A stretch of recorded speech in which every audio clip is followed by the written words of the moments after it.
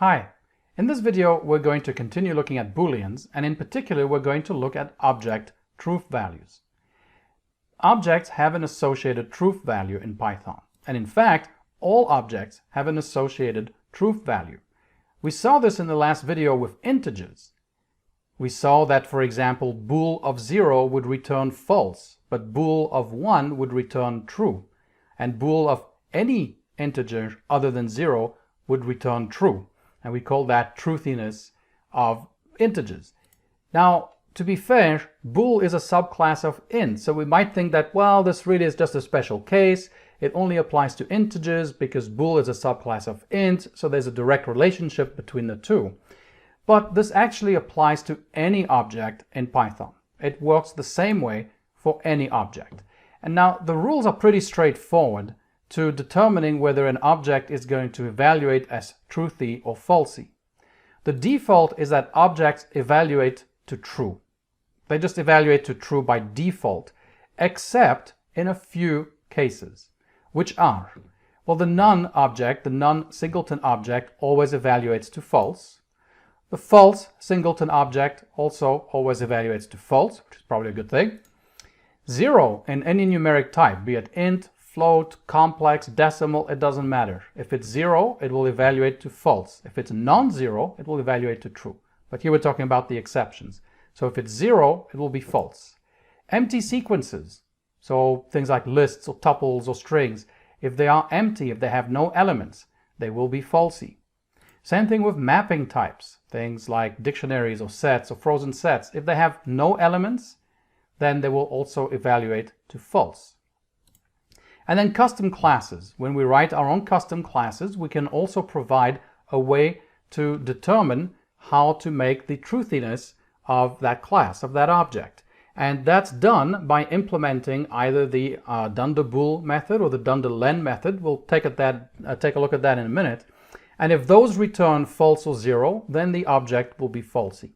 And so these are the only times when an object will evaluate to false, will have an associated truth value of false.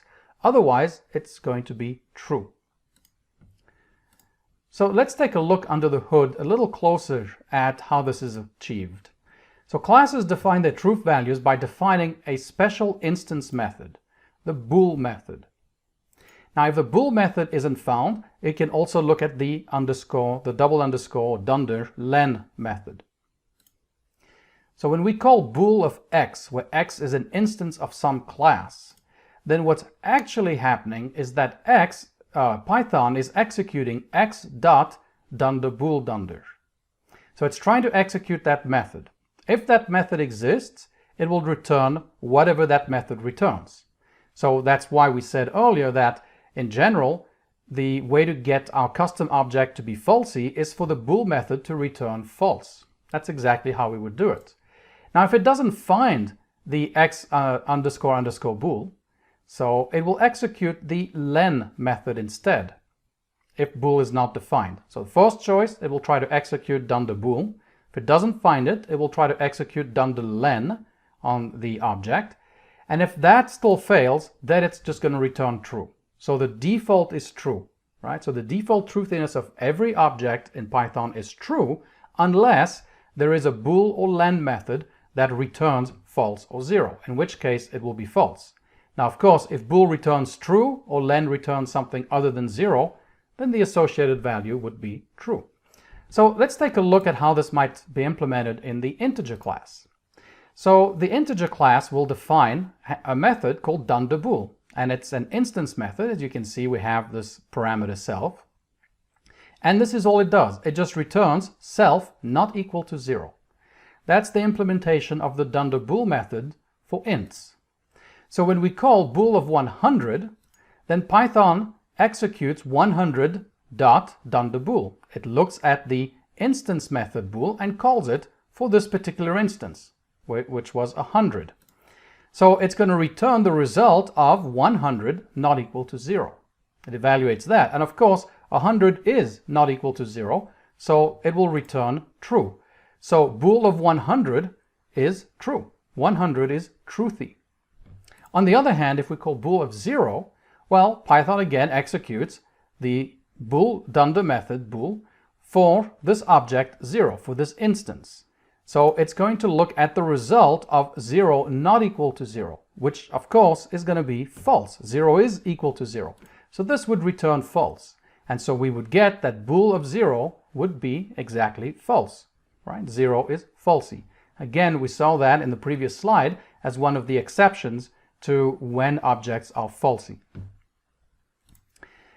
Now we'll cover this and many other special functions in a later video in the course on object-oriented programming, and we'll take a look at all these special functions and we'll actually code them up and actually implement those things ourselves. For now, let's just take a look at some of the examples that we have. So if we take bool of this list, well, this list has a len, done the len method. It's a sequence type, and the length is 3. It's not 0. So the truthiness of 3 is true. So bool of this non-empty list would be true. However, bool of this empty list would be false. Now bool of the none object is false as well. Now if we put those two things together, let's take a look and just do a little aside and look at this code. If mylist, and then execute this code block. What's happening here is that the code block will execute if and only if mylist is both not none and not empty. So this is really equivalent to the following code. If mylist is not done and len of mylist is greater than 0, execute the code block. These two pieces of code do the same thing. So you might ask, well, how is it doing all this in here?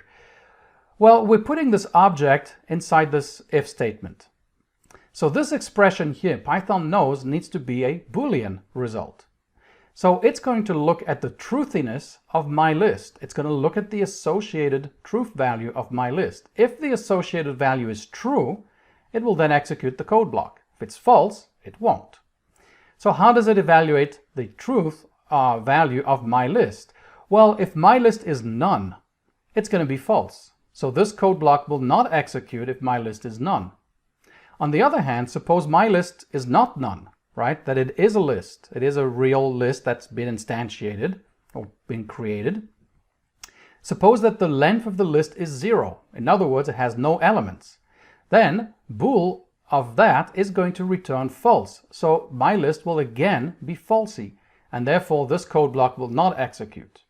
But if my list is an actual list instance, so it's not none, and if it contains elements also, then it will be truthy, because the len is going to be something other than 0. It's going to be something like this one up here, which means it's going to be true, and therefore the code block will execute. So this and this are actually totally equivalent. All right, so enough of an aside. Let's go back.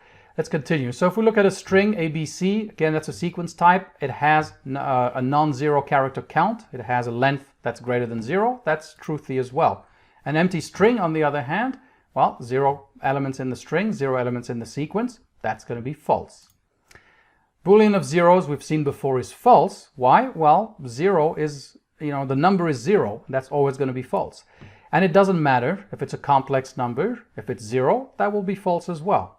Works the same with decimals. On the other hand, if we have non-zero numbers, even -1, as we saw in the last video, that will be true.